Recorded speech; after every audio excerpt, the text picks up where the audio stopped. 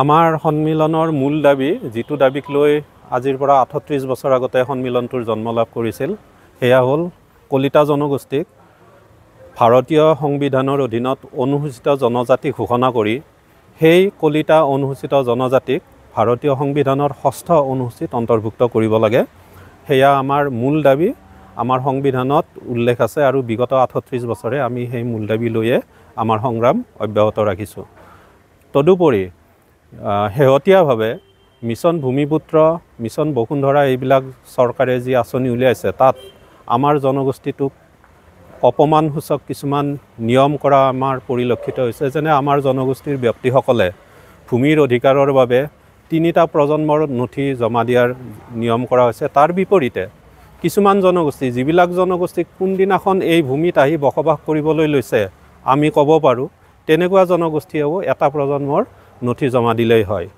এইটো আমি অপমানিত বোধ কৰিছোঁ কলিতা জনগোষ্ঠী হিচাপে, আৰু এই অঞ্চলৰ প্ৰাচীনতম ভূমিপুত্ৰ হিচাপে আমি অপমানিত বোধ কৰিছোঁ, আৰু এই নিয়ম শীঘ্ৰেই বাতিল কৰিবলৈ আমি আমাৰ সন্মিলনৰ মূল দাবী যিটো দাবীক লৈ আজিৰ পৰা ৩৮ বছৰ আগতে সন্মিলনটোৰ জন্ম লাভ কৰিছিল সেয়া হ'ল কলিতা জনগোষ্ঠীক ভাৰতীয় সংবিধানৰ অধীনত অনুসূচিত জনজাতি ঘোষণা কৰি সেই কলিতা অনুসূচিত জনজাতিক ভাৰতীয় সংবিধানৰ ৬ষ্ঠ অনুসূচিত অন্তৰ্ভুক্ত কৰিব লাগে। সেয়া আমাৰ মূল দাবী। আমাৰ সংবিধানত উল্লেখ আছে আৰু বিগত ৩৮ বছৰে আমি সেই মূল দাবী লৈয়ে আমাৰ সংগ্ৰাম অব্যাহত ৰাখিছোঁ।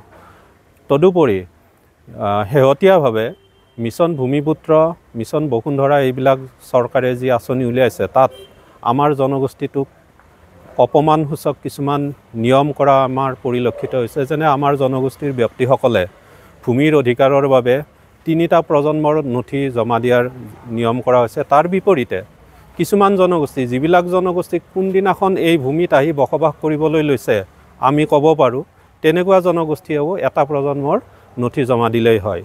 এইটো আমি অপমানিত বোধ কৰিছোঁ কলিতা জনগোষ্ঠী হিচাপে, আৰু এই অঞ্চলৰ প্ৰাচীনতম ভূমিপুত্ৰ হিচাপে আমি অপমানিত বোধ কৰিছোঁ, আৰু এই নিয়ম শীঘ্ৰেই বাতিল কৰিবলৈ আমি অসম চৰকাৰক দাবী কৰিছোঁ।